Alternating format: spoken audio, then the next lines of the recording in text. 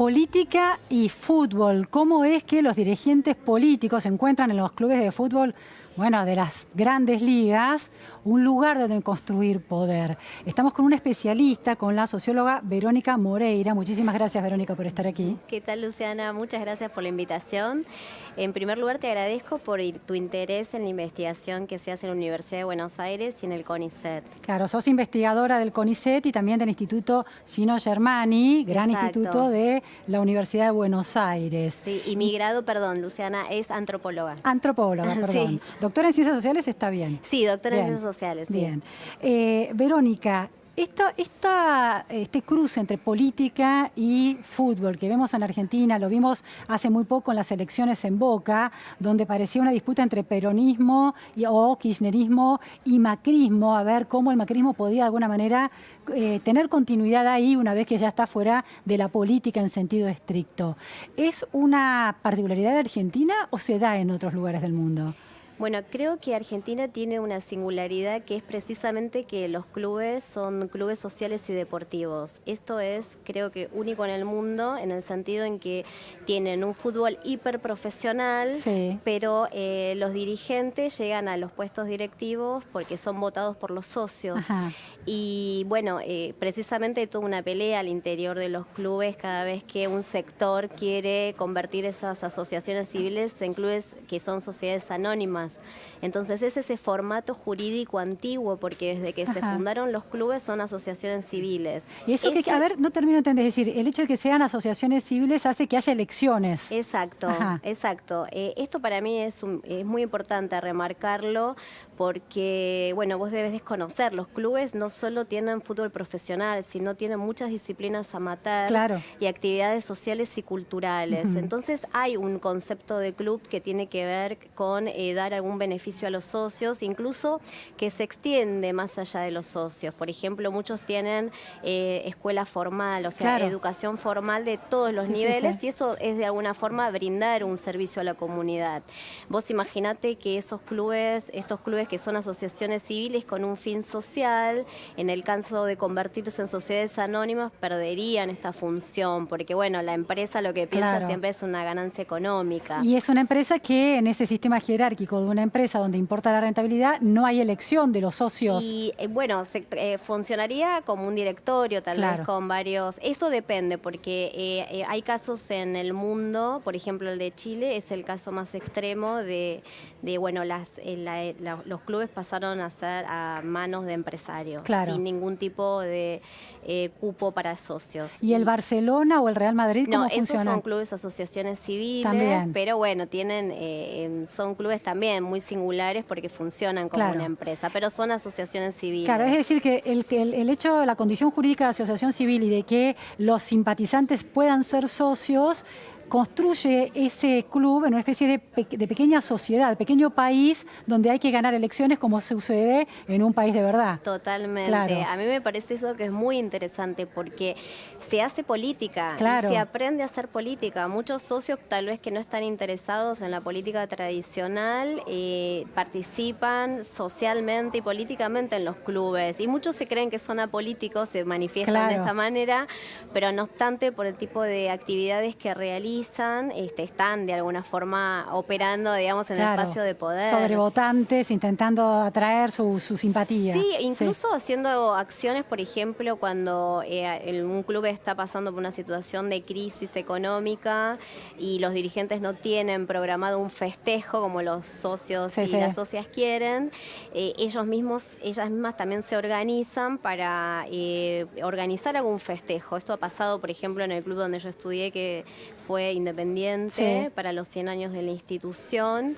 Organizaron una caravana que iba desde el lugar donde se hizo la fundación hasta Avellaneda y juntaron 100.000 socios y socias. Claro. O sea, es una forma de operar y de generar algún tipo de presencia en el club. Verónica, cuando se estudian las trayectorias de los políticos, la militancia universitaria o la militancia estudiantil en el nivel secundario es un camino de construcción de lazos de pertenencia, de conocimiento, de red de contactos y de posicionamientos en ese cursus honorum de la vida política. El fútbol cada vez más lo es, ¿no? Y el presidente Mauricio Macri es el representante más acabado de ese camino. Totalmente. Totalmente, sí, él es el paradigma de la persona interesada en hacer política en un club de fútbol y que logró capitalizar esa presencia allí, porque bueno, en el momento en el que él fue presidente, sucedieron muchos cambios a nivel de modernización del club, pero además Boca ganó un montón de campeonatos. Entonces Presidente del club, mientras fue presidente. Exactamente, Claro. entonces lo posicionó con un capital político en el deporte de una manera, bueno, significativa, y eso le dio la posibilidad, ¿no?, de generar visibilidad Claro. en un país donde tal vez no era tan conocido, ¿no? A través del fútbol podés generar este tipo de visibilidad y reconocimiento. Claro, hay popularidad ahí, eso es un capital político indiscutible. Totalmente. Y hay caja, hay plata, a veces no demasiado transparente. Eso también es parte de esa bueno, trama que hay entre fútbol y política. ¿Y por qué se trama tanto? No estoy tan segura si hay una... Sí que lo hay, por supuesto, incluso cuando discutimos el tema de las barras de fútbol, Claro. Está la cuestión del dinero, pero también hay que pensar que no es solo eso, ¿no? Que no es solo una utilidad económica, sino que justamente en la política tenemos que pensar en el prestigio, la fama, en un reconocimiento que es más simbólico que económico, que también seguramente existe, pero digo que es interesante, por lo menos desde la antropología siempre tratamos de pensar cuál es esa otra cuestión, esa otra dimensión que está operando, para no pensar que es un toma y daca, claro, o hacer una acción una por transacción dinero. tan lineal. Exactamente, claro. Exactamente. Es parte de un fenómeno mayor que es la idea de la celebrity que salta de su universo de estrella a la vida política. Y ese también es el otro pasaje, porque tenemos, claro, digamos, el de Macri que hizo, digamos, su carrera en el deporte para después, como un trampolín hacia la política, y después está, digamos, la inversa, que es los políticos, que algunos son celebridades que ingresan al campo del deporte, y también otras celebridades del mundo del espectáculo.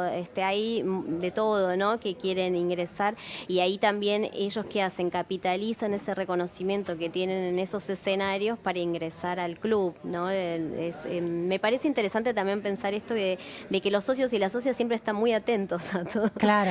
Son sí, muy están activos. Claro, muy involucrados, Sí, ¿no? totalmente. Ahora, estas grietas que se dan entre kirchnerismo, antikirchnerismo, o entre macrismo y kirchnerismo, se reproducen con tanta exactitud dentro de la vida social de un club. Porque pensaba en Boca, en las elecciones, que Víctor Santamaría, un dirigente del PJ porteño, se había acercado al candidato del macrismo, que no recuerdo porque no soy una futbolera en absoluto, pero estaba mucho más cerca del candidato macrista que de Ameal, que era el candidato más peronista, digamos, ¿no? Sí, en algunos clubes puede ser que esto lo veas con más facilidad. Boca es un club muy especial, ¿no? Tiene una cantidad de socios y una presencia en el país. Creo que es el club con más socios, socias e hinchas en el país. Entonces, bueno, es un espacio de disputa.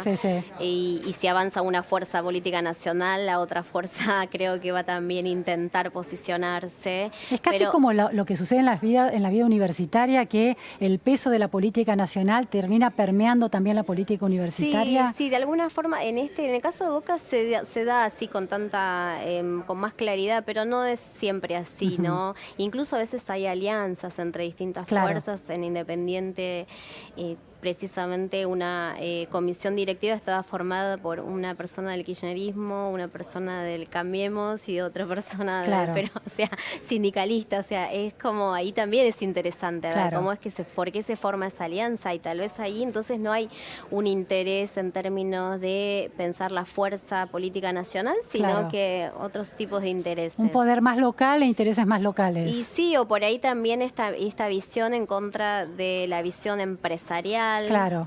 Por ahí están pensando en términos económicos, porque los clubes necesitan, ¿no?, a través del fútbol generar ganancias, pero para luego distribuirlas. Entonces no es que no piensan en lo económico, pero tal vez se unen para ir en contra de una visión más empresarial que no tiene en cuenta el desarrollo de las actividades sociales, culturales. Verónica, esta continuidad entre política y fútbol, del fútbol a la política o de la política al fútbol, también es síntoma de una masculinización de la vida política. Es decir, los hombres siguen siendo los grandes portadores del capital político en la Argentina, y el club de fútbol es como un club de caballeros, dominado sobre todo por hombres. Ahí justamente vos sabés que en los últimos 2 años se está dando la apertura del área de género y sexualidades y disidencias en muchos clubes de Pero Argentina. como un área acotada, ¿disputan poder Sí, dentro del pero club? están disputando y esa es toda una discusión que se da al interior porque algunas mujeres sí quieren disputar ese poder desde adentro y otras generar áreas de género por fuera, y es muy interesante lo que se está dando porque ellas en el último año, bueno, en el contexto, ¿no?, del movimiento de mujeres y los feminismos, eso explotó de una manera y se hizo carne, ¿no?, en muchas mujeres que están disputando. Es muy interesante y justo preguntás algo que para mí es un tema de agenda. Sí, totalmente. Entonces eso creo que incluso, si querés lo podemos charlar para otro programa porque sé que el tiempo es corto, se está discutiendo también la construcción de la masculinidad en los estadios de fútbol. Nosotros tenemos un problema con la violencia que es grave en Latinoamérica, ¿sí? Comparando con otros países que tienen tasas de homicidio mucho más elevadas, Argentina tiene 324 muertos en canchas, claro, asociados al fútbol. Entonces todo esto, la presencia de las mujeres en los estadios empieza a discutir esta cuestión de una masculinidad fuerte, que nunca se discutió. Hay otra cuestión que tiene que ver con la vida política, que son la de los operadores. Si hay algún nombre, por ejemplo, el de Enrique Cotino Siglia, que es una figura clave entre bambalinas de Boca, por ejemplo, y perdió en esta última elección. También están ese tipo de actores que trafican influencias, tuercen el rumbo del debate que se está dando en el club. Eso sucede, eso se ve. Puede ser, sí. La figura de él no la conozco en especial en Boca, no he trabajado ahí, pero sí, mediadores, personas que vinculan mundos y universos distintos, sí hay en todas, funciona, ¿no? Esto como parte de los procesos políticos electorales, y a veces no por eso, sino que hay personas que funcionan como puentes, ¿no? Y facilitan favores. En ese universo autónomo del fútbol, Hay una cierta autonomía y también eso lo separamos para pensar en términos analíticos, pero después la sociedad es una red de relaciones personalizadas muy extensa, ¿no? No tiene fin. Verónica, hay una última cuestión que me llamó particularmente la atención. Una lectura que se hacía en relación a las elecciones en Boca era que era el lugar al que podía volver el macrismo una vez que fue expulsado por el voto popular de la gestión nacional, ¿no? Así como el kirchnerismo recaló en universidades del conurbano bonaerense, en algunas muy identificadas, el macrismo, con este presidente tan futbolero, encontraba en un club de fútbol un lugar al que llegar. ¿Eso es un fenómeno nuevo también? Yo creo que no, que el cruce entre política y fútbol se dio desde siempre. Hoy cobra mayor visibilidad a través de los medios y las noticias, pero esto siempre estuvo presente. Incluso hay un trabajo de Rodrigo Dascal. Él trabaja el vínculo entre instituciones del deporte y dirigentes de la política tradicional, y hay digamos, una persona, un diputado, por ejemplo, a principios del siglo XX, era un dirigente de River. Interesante. Entonces esa doble pertenencia siempre se dio.